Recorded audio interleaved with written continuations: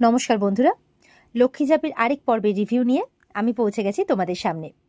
Bangla serial সমাচারে তোমাদের অনেক অনেক স্বাগত জানিয়ে আজকের পর্বের রিভিউ আমি শুরু করছি। গতদিনের পর্বকে তোমরা অনেক ভালোবাসা দিয়েছো, তার জন্য বাংলা সিরিয়াল সমাচার তোমাদেরকে জানাই অনেক অনেক ধন্যবাদ। আশা করব তোমরা লক্ষ্মী ঝাঁপির রিভিউটি বেশি বেশি করে দেখবে আর অনেক অনেক সাবস্ক্রাইব করবে আর আমাদের সঙ্গে থাকবে। তো ঝাঁপি তো উদ্ভ্রান্তের মতো হেঁটে যাচ্ছে রাস্তা দিয়ে, তখন তো দীপ ওকে বাঁচায়।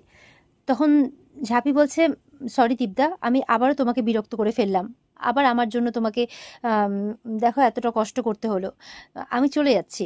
এই বলে আবারও চলে যাচ্ছে। বলছে, দাঁড়া, এটা কি করছিলিস তুই? এরকমভাবে উদ্ভ্রান্তের মতো রাস্তা দিয়ে হাঁটছিলি, একটা অ্যাক্সিডেন্ট হয়ে যেতে পারতো তো। গাড়িটা কতবার করে পেছন দিয়ে হর্ন বাজাচ্ছে, তুই কোনো সারা শব্দ না দিয়ে চলে যাচ্ছিস। তখন বলছে যে, আমি বুঝতে পারিনি দীপদা, আমি বুঝতে পারিনি, আমি সত্যি বুঝতে পারিনি, তুমি চিন্তা করো না, কিচ্ছু হবে না, আমি চলে যাব। তখন বলছে, দেখ, আমি বুঝতে পারছি আমার কথাগুলোতে তো দুঃখ হয়েছে। বলে, না না দীপদা, ঠিক আছে, কোনো অসুবিধে নেই, দেখো আমার দুঃখটা তো আমারই, তাই না বলো? বলছে, দেখ, আমি তোকে এর আগেও বলেছি, তুই কেন ওই কথাগুলোকে আঁকড়ে ধরে এত বছর ছিলিস বলতো? আমি কি করব বলতো, আমার কি করার আছে তুই বল। বলে, না না, আমি তোমাকে কোনো দোষারোপ করছি না দীপদা, দেখো আমার কষ্টটা আমারই, আমি তোমাকে কিচ্ছু বলছি না, আমি তোমাকে কোনো জোরও করছি না, তুমি চিন্তা করো না। এই বলে যখন ঝাঁপি আবারও চলে যাচ্ছে, ঝাঁপির হাতটা ধরে নেয় দীপ। ঝাঁপি দাঁড়িয়ে পড়ে। দীপ বলছে, দেখ, আমি তোকে দুঃখ দিতে চাইনি, বিশ্বাস কর। বলে, না না দীপদা, আমি বলছি তো, কিচ্ছু হবে না, দেখো আমার জন্য তোমার খাবারগুলোও পড়ে গেল, তুমি চিন্তা করো না, আমি ঠিক চলে যাব। বলছে, দেখো, আমি তোমাকে কোনো দায় নিতে বলছি না, দেখো, হয়তো তোমার কাছে সেগুলো কথার কথা ছিল, কিন্তু আমার কাছে তুমি কোনোদিনই কথার কথা হতে পারো না। তোমাকে আমি বরাবরই সিরিয়াস নিয়েছি, তোমার প্রত্যেকটা কথাকে আমি সিরিয়াস নিয়েছি, সেটা আমার অক্ষমতা, আমি বলছি তো, আমি তার জন্য তোমাকে কোনো দোষ দিচ্ছি না। তখন দীপ বলছে, দেখ, আমার কিন্তু গিল্ট ফিল হচ্ছে। বলে, না না দীপদা, কোনো প্রয়োজন নেই, এতে তো তোমার কোনো দোষ নেই দীপদা, তোমার কথাকে আমি বিশ্বাস করে 5টা বছর অপেক্ষা করেছি, আমার এক্সপেকটেশনটা বেশি ছিল, আমারই এক্সপেকটেশন ছিল, আমি কি করব বলো? তার জন্য যে তোমাকে অপেক্ষা করতে হবে তার তো কোনো মানে নেই বলো, আমি বরং তোমাকে বদার করে ফেললাম। দীপ বলছে, দেখ, তুই এগুলো কিছু থেকে বেরিয়ে আয়, তুই সামনের দিকে এগিয়ে চল, আমার ভালো লাগবে তাহলে। তখন বলছে যে, জীবনটা তো জীবনের মতো এগিয়ে যাবে, আমি কতটা এগোতে পারবো জানি না, আমার সময়টা তো 5 বছর আগেই থমকে গেছিল দীপদা। আচ্ছা ঠিক আছে, আমি আসি, হ্যাঁ, আমার দেরি হয়ে যাচ্ছে। তখন দীপ বলছে, একা যাস না। দাঁড়িয়ে পড়ে ঝাঁপি। ঝাঁপি বলছে, আমি একা চলে যেতে পারবো দীপদা, আমাদের রাস্তা যে আলাদা হয়ে গেছে, তুমি চিন্তা করো না। এই বলে আসি বলে চলে যায় একটা টোটোতে উঠে।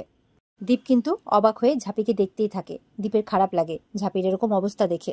দীপের সামনে দিয়ে ঝাঁপি চলে যায়, দীপ দেখতেই থাকে আর মনে মনে বলছে, আমাকে তুই ভুল বুঝলি ঝাঁপি। দীপ কিন্তু এদিকে বাড়ি ফিরে আসে। তার আগে ঠাম্মি ইনকার সাথে কথা বলছে। আচ্ছা, তুমি যে এরকম ঢ্যাং ঢ্যাং করে এই বাড়িতে থাকতে চলে এলে, তা তোমার বাবা মা কিছু বলবে না? বলে যে, আমি তো বিদেশে একাই থাকতাম, তাছাড়া I am not a kid, আমি এখন আর ছোট বাচ্চা আছি নাকি যে আমাকে বাবা মা দেখে রাখবে, তাছাড়া ছেলে মেয়ের পার্সোনাল ব্যাপারে এখন বাবা মা ইন্টারফেয়ার করে নাকি? তখন ঠাম্মি তো অবাক হচ্ছে কথা শুনে। আর এদিকে দীপের বাবা বলছে, খেয়ে জানে বাবা, আমার মা তো এখনো করে, তাই বলছে। তখন দীপ আসে আর দীপের পিঠে কাদা লাগা দেখে ময়ূরাক্ষী বলছে, এই শোন শোন শোন, কি হয়েছে তোর বলতে, এরমভাবে কাদা ফাদা লেগে আছে? বলে, ও বাইকটা একটু স্লিপ করে গেছিলো। বলে, বাইক স্লিপ করে গেছিলো? ওর মা চিন্তা করছে, বলে, এই কোথাও লাগেনি তো দেখি দেখি। বলে, না মা, কোথাও লাগেনি, এনো খাবারগুলো গরম আছে, সার্ভ করে দাও। আর রনিতকে বলে, তুই একটু আমার সাথে আয়, কথা আছে। এই বলে রনিতকে নিয়ে ঘরে চলে যায়। ইনকা তখন মনে মনে বলছে, দীপের গলার আওয়াজটা তো ঠিক লাগলো না, ব্যাপারটা তো ঠিক ঠেকছে না আমার, এরকমটা মনে মনে ভাবছে। এদিকে রনিতকে দীপ ঝাঁপির কথা বলছে। রনিত বলছে, কি বলছিস, আমাদের ঝাঁপি? বলে, হ্যাঁ রে, ও একটা কথাকে একদম ধরে বসে আছে, কান্নাকাটি করে একাকার করছে, কি করি বলতো? বলে, ও ছাড়, ওসব পাত্তা দিয়ে লাভ নেই, তুই হচ্ছিস এলিজেবল ব্যাচেলার, তো কত মেয়ে তোর জন্য অপেক্ষা করে বসে আছে বলতো, তো কে তোর কথায় কি ধরে বসলো, ওসব কথা অত পাত্তা দিতে আছে নাকি, বাদ দে। তখন দীপ বলছে, তাহলে বলছিস আমি ভুল কিছু করিনি? বলে, একদমই না। বলে, আচ্ছা ঠিক আছে, তোর সাথে কথা বলে মনটা একটু হালকা হলো। এই বলে দীপ চলে যায়। আর এদিকে রনিত মনে মনে ভাবছে, দেখ ঝাঁপি, দেখ, 5টা বছর তুই একটা অপাত্রে তোর ভালোবাসা দান করেছিস, এবার তুই তো সবটুকু ভালোবাসা তুই আমাকে দে, তাই বলছে মনে মনে। রনিত ঝাঁপিকে ভালোবাসে। এরপর ঝাঁপি কিন্তু বাড়ি ফিরে এসেছে। আর ওদিকে ঝাঁপির বাবাকে তার কলিগ ফোন করেছে ঝাঁপির বিয়ে ঠিক করছে। তো তো ওনারা বলছেন যে এত টাইম লাগছে, আপনার মেয়ে এখনো কোনো কিছু জানাচ্ছে না, আমরা কত অপেক্ষা করব বলুন তো, আমার ছেলে তো আর ফেলনা নয়। ঝাঁপির বাবাও বলছে না না, ফেলনা হতে যাবে কেন, আপনার ছেলে তো হীরের টুকরো, আমাকে একটা দিন সময় দিন, আমি ঝাঁপির কথাটা শুনে নিই একটু, ওর মতটা কি আছে। তো এদিকে ঝাঁপি ফিরে আসতেই ঝাঁপির মা কিন্তু উল্টোপাল্টা শোনাচ্ছে ঝাঁপির মাকে, মানে ঝাঁপিকে, যে কি রে তোর বাবাকে দেখতো, ওর কলিগ ফোন করে উল্টোপাল্টা বলছেন, আর বলবে নাই বা কেন, তুই এক তো মেয়ের বাড়ি, তার মধ্যে এত রব কিসের রে যে তুই ছেলেকে ঘোরাচ্ছিস, বাপরে বিশাল ব্যাপার, ঝেড়ে কাজ তো এবার অনেক হয়েছে, এই বলে ধাক্কা দিয়ে বিছানার মধ্যে বসিয়ে দেয়। ঝাঁপি কিন্তু চুপচাপ মনমরার মতোই আছে, সে শুধু দীপের বলা কথাগুলোই ভাবছে, তার মায়ের কোনো কথা তার কানে যাচ্ছে না। এরপরে তার বাবা বলছে, আচ্ছা কি করছো বলো তো, মেয়েটা তো সবে এলো আর এখনই শুরু করে দিলে মেয়েটাকে নিয়ে, সত্যি বাবা। আর ঝাঁপিকে বলছে, মায়ের কথায় মন খারাপ হয়ে গেল তো, চিন্তা করিস না, আসলে কি বলতো আমার কলিগ বারবার করে ফোন করছেন তো। তখন ওর মা বলছে, এত নরম গলায় কথা বলো না, এই তুই এবার ঝেড়ে কাজ তো, কি চাস। তখন বলছে, তোমরা হ্যাঁ বলে দাও। এটা শুনে তো তার মা খুব খুশি, তার বাবা একটু চিন্তায় পড়ে যায়, বলছে তুই তো ছেলের ছবি দেখলি না। ওর মা বলছে, ছাড়ো তো, ওকে তো ঘাটাচ্ছ কেন, রাজি হয়েছে এই অনেক। এই বলে ঝাঁপি যখন রান্নাঘরের দিকে যাচ্ছে বলছে, আমার দরকার নেই দেখার, তোমরা আমার জন্য যাকে পছন্দ করবে আমি তাকেই বিয়ে করব। এই বলে রান্নাঘরে চলে যায়। রান্নাঘরে গিয়ে নিজের মতো করে কাজ করতে শুরু করে, যাতে মানে এইসব থেকে দূরে থাকা যায়। ঝাঁপি রান্নাঘরে কাজ করতে করতেও দীপের বলা কথাগুলোই কিন্তু ভেবে যাচ্ছে, যে তুই নিজের দিকে ফোকাস কর, সামনের দিকে এগিয়ে চল, এইসব কথা। এদিকে ঝাঁপির বাবা ঝাঁপির সাথে কথা বলতে এসছে, কি হয়েছে বল, বাবার চোখকে ফাঁকি দিবি, তখন থেকে আমি বুঝতে পারছি তোর কিছু একটা হয়েছে। যেই মেয়ে বিয়ের কথা শুনলে 10 হাত দূরে থাকে, সেই মেয়ে হঠাৎ করে বিয়েতে রাজি হয়ে গেল। তখন ঝাঁপি হাসতে হাসতে বলছে, না বাবা, আসলে কি বলতো, মানে এই বিয়ের ব্যাপারটা নিয়ে না, মানে বিয়ে থার ব্যাপার তো বুঝতেই পারছো, আমি না কনফিডেন্স পাচ্ছিলাম না। তারপরে ভাবলাম যে থাক, বাবা কি নিজের ঝাঁপির জন্য আর যে সেই পাত্র বাঁচবে নাকি, তাই হ্যাঁ বলে দিলাম, তাই আর এসব নিয়ে ভাবছি না।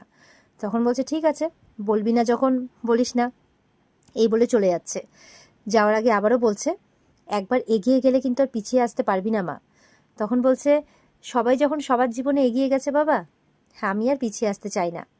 তখন ওর বাবা বলছে, ঠিক আছে বেশ, যা ভালো বুঝিস কর, এই বলে চলে যান। এদিকে ইনকা তার মাকে ভিডিও কলিং করেছে আর সবার সাথে পরিচয় করাচ্ছে।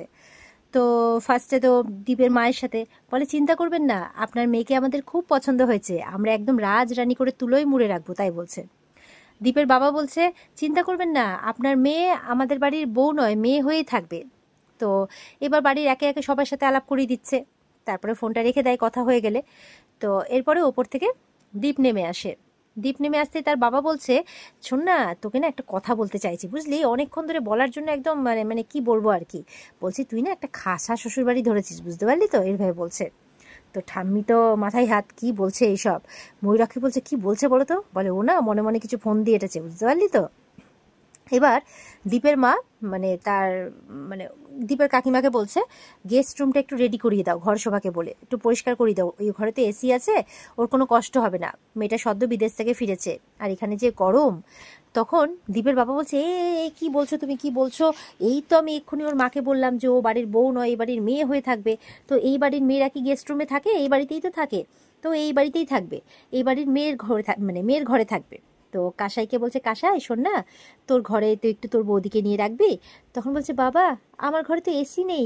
বলে, এসি নেই তো কি হয়েছে মা, একা এসির হাওয়া খাওয়াচ্ছে, দুজন মিলে ফ্যানের হাওয়া ভাগ করে খাওয়া ভালো না, তাহলে আমার বুকের পাঁজরটাও একটু শান্তি থাকে, মানে এসির হাওয়াতে তো খরচা হবে না এসি চালালে, সেই জন্যই ওর বাবা এই ফন্দিটা এঁটেছে।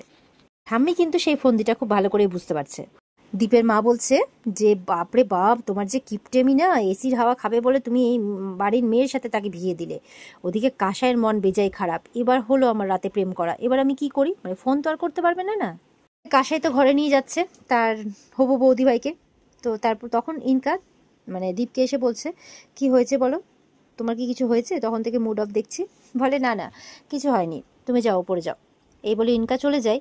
কিন্তু দীপ মনে মনে ভাবছে, ঝাঁপিটার জন্য বড় মন খারাপ হয়ে গেল, মেয়েটা খুব কান্নাকাটি করছিল, সত্যি খুব খারাপ লাগছে আমার, খুব চিন্তা হচ্ছে ওর জন্য, মনে মনে বলছে। এদিকে ঝাঁপি রাতের বেলা ঘরে বিছানায় শুয়ে শুয়ে কাঁদছে আর দীপের কথাগুলোই ভাবছে। ওদিকে দীপও বিছানার মধ্যে ছটপট করছে আর ঝাঁপির কথা ভাবছে। বলছে, আমি তোকে কষ্ট দিতে চাইনি রে ঝাঁপি, আমি তোকে হেল্প করতে পারলাম না কোনো, আমার খুব খারাপ লাগছে তোর জন্য, সত্যি খুব খারাপ লাগছে, এরকমটা মনে মনে ভাবছে দীপ। মানে কেউই শান্তিতে ঘুমাতে পারছে না। আর এখানে কিন্তু আজকের পর্ব শেষ হয়ে যায়। তো বন্ধুরা, এই ছিল আজকের পর্বের রিভিউ। কেমন লাগলো অবশ্যই কিন্তু কমেন্ট করে জানাবে, আর পর্বটাকে বেশি বেশি করে দেখবে কিন্তু বন্ধুরা, তবে আমাদের উৎসাহটা বাড়বে, আর বেশি বেশি করে উৎসাহের সাথে তোমাদের জন্য আরও নতুন নতুন পর্বের রিভিউ নিয়ে আসতে পারবো। পর্বটির বিস্তারিত দেখতে অবশ্যই স্টার জলসার পর্দায় চোখ রাখবে। দেখা হচ্ছে আগামীকালকে। সবাই ভালো থাকবে। টাটা।